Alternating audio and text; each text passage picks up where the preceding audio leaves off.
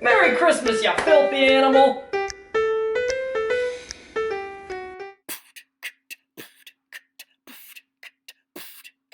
Mrs. Olson's Wretched Repair Shop! Welcome back to Mrs. Olson's Wretched Repair Shop. It's been a minute. It's been a weird year.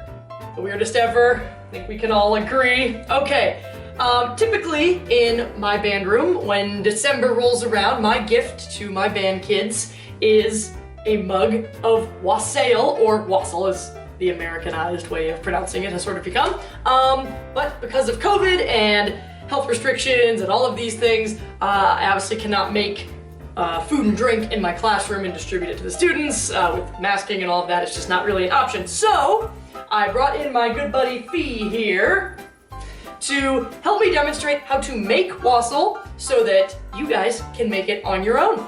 So let's do it. But before we begin preparing the drink, I want to walk you guys through some of the history of wassail. Here are some artistic pictures of some wassail in pretty festive, Christmassy glasses. Ooh, ah. All right, here we go. The word wassail comes from the Anglo-Saxon greeting that you see here. I do not know how to pronounce that, for I am not an old school Anglo-Saxon. But the meaning is be thou hail, which translates essentially to be in good health. So you would toast with your wassail and you would say to be in good health. Also, another artsy picture of some wassail. Ooh, ah. So wassail is thought to have started as an early pagan tradition to bless the apple harvest for the following year. A procession of music would lead the way to the orchard, and the villagers would put toast dipped in wassail on the branches of the trees to ward off evil spirits from the next apple crop. So this is actually thought to be where we get the expression to make a toast, which is kind of interesting. Because when people make a toast at like a wedding or a gathering of friends or whatever, and either give a speech or say cheers or whatever. Every language has their own way to say cheers. But this is just kind of an interesting piece of history to where in English we get the word, or the phrase to make a toast. Kind of cool. Often the toast was placed by a wassail queen, that's me, or a young boy nicknamed Tom Tit. Can't make this stuff up. You can all fight amongst yourselves over who gets to be Tom Tit, but I am the wassail queen. Okay, moving on. The idea was to inspire the tree to produce good apples again.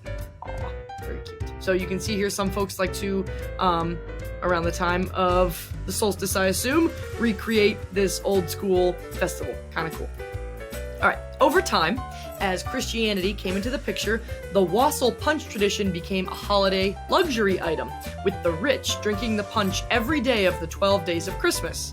All right, so while it might seem crazy to us, being able to afford fresh fruit back in the day was it was a luxury. And if you think about like oranges specifically, if you're using orange in your wassail, I mean, you can't grow oranges in like England. They have to come from tropical areas and can only be transported in the winter months. So when you think about how much money it would cost to get an orange, and maybe you've heard your great-grandparents, I know my grandfather who recently passed used to talk about all the time getting like an orange for Christmas and what a big deal that was, because you couldn't just go buy an orange like you can now because we have refrigerated trucks and it's like whatever.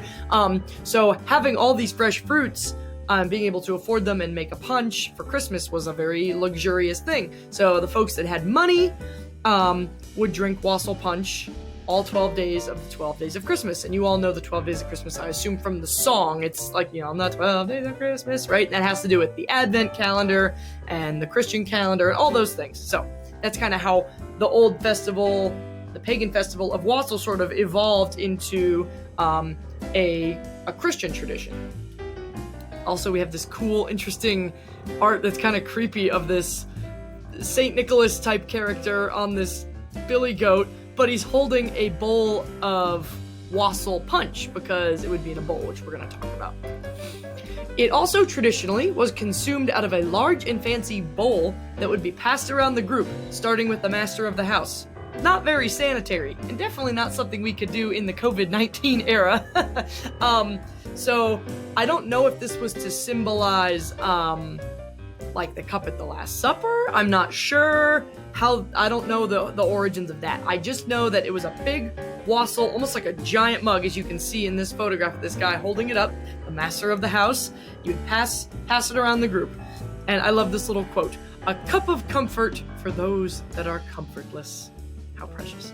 And this photo of this bowl on the far right is an actual photo of a wassail bowl from the 1700s.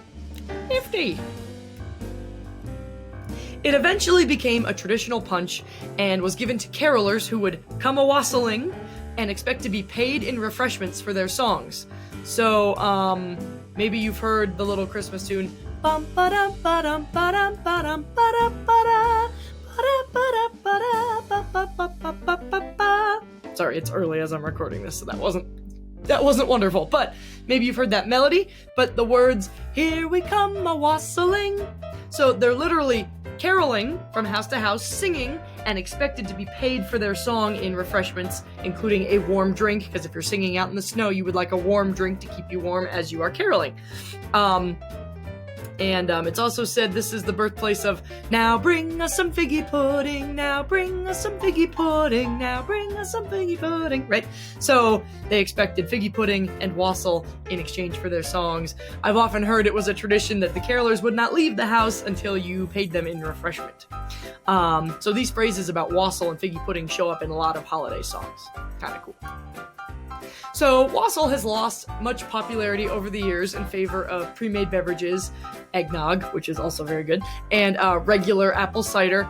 And these new flashy holiday distractions kind of have made this wassail thing seem a little old-fashioned and out of date. But that's kind of why I like making it every year. It's kind of a nice little tradition that's been passed down for years and years and years and years through humans and human culture, and I just find that interesting and fascinating. Plus, it's very tasty, so I hope that if you make this in your homes this holiday, that you enjoy it, and maybe it becomes a tradition in your family, and that it brings you comfort, good health, and a happy new year. All right, so now let's get to the tutorial. All right, so let's go through what you need to make wassail. So first of all, you need either a crock pot or a large pan, and you can do it on the stove. However, if you're going to be transporting it to a gathering, or in my case as a teacher, I kind of start pre-assembling the ingredients at home and then take it into school, then you would want to use the crock pot that has the attachable lid, but you can do it on the stove just as easily. Obviously you'll need a wooden spoon or something for stirring. Apple cider, orange juice, cranberry juice cocktail. This is a jar of honey. I know it doesn't have a label on it. This is from our local market. So just regular honey, 1 orange, 1 lemon, some raw cranberries. And when it comes to the spices, you need ground allspice, ground ginger, cinnamon sticks. I mean, you theoretically could use the powdered kind, but the sticks are better. Whole cloves. Again, you can use the ground, but the whole cloves are better. And nutmeg. Now, when it comes to measuring, you will need a measuring cup that probably that does at least 2 cups. I mean, you can do 1 cup, doesn't really matter. Measuring out our honey, we'll need 1/3 of a cup, so we'll need this little guy, and a 1/4 teaspoon scooping device. All right, so we're gonna prepare the fruit first. Now, to be honest, the fruit in your wassail doesn't really do a whole lot. It's largely for aesthetic purposes. However, the citrus will hold the cloves, and we'll talk about that here in a moment, but it holds the cloves in place while it's steeping, so that when you go to ladle it out, you don't have little bits of clove like floating in your mug. So that's the main purpose for having the citrus. So Bee's gonna cut up the lemon, and then I'll show you what I mean about the cloves.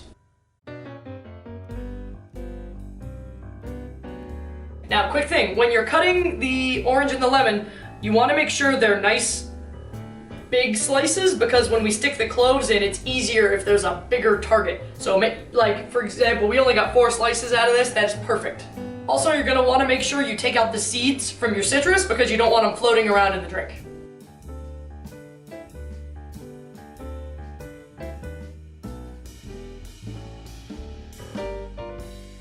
All right, next, we're going to use our whole cloves. I usually use about 10 or 15, it doesn't ultimately matter. So you're gonna count out. Okay. And what you're gonna do is you're gonna take your citrus, and so what I'm gonna do is I'm going to put little holes in the rind. I'm just gonna cut a tiny little slit, and then you put you just kind of gently with your thumb push the clove into the citrus, and you're gonna go around and try and make it, you know, evenly distributed and pretty. Because this is, again, for mostly aesthetic purposes.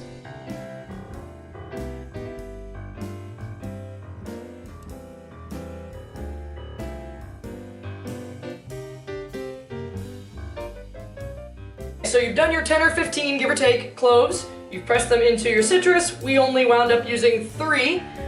You're gonna put all your citrus in because aesthetically it just looks very good when it's cooking. So we've got our 3 pieces with cloves and maybe half a dozen without. So you're just gonna go ahead and put those into your crock pot or into your pot. Next, we're gonna add some cranberries. Again, these are, I mean, they add to the flavor a little, but they're mainly for aesthetic purposes because we are using cranberry juice. But the raw cranberries are very tart. They add that nice tart flavor. So we're gonna go ahead and put some in. I usually just put a few until it looks good. About like that.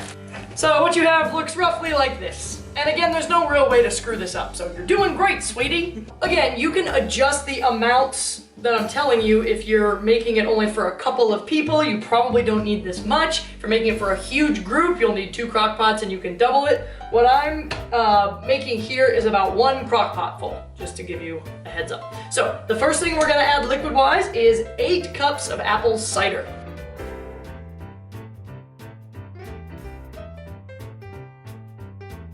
Next, we're gonna use the same measuring cup because it all winds up mixed anyway, and we're gonna do 2 cups of orange juice.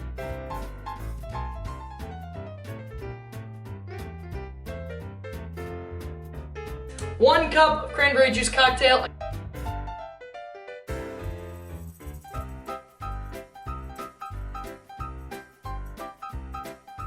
Third a cup of honey.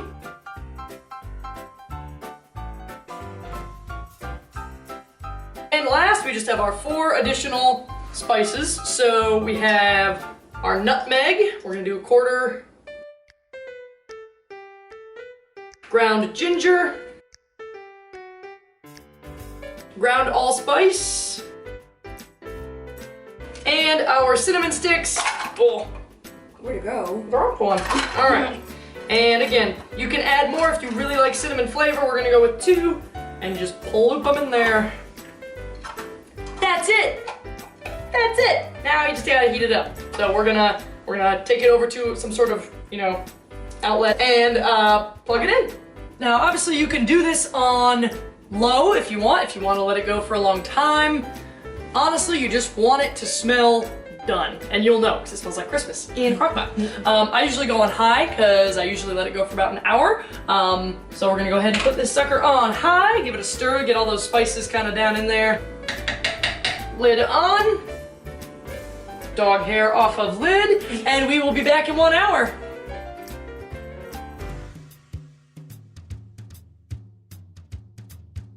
Okay, so it's been about hour and a half. I'm gonna show you the finished product, and then we're gonna give it a try and see how it is. Oh, that's steamy. Look at her go. So when you ladle it, you kind of have to push it against the side to try and keep, unless you want the fruit in there, that's fine, but I mean, that can be a little distressing when you're drinking and it like hits you in the face.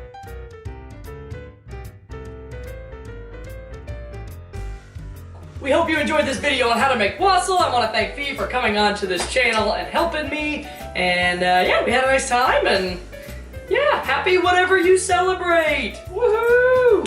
Cheers! Oh, that's good. Orangey.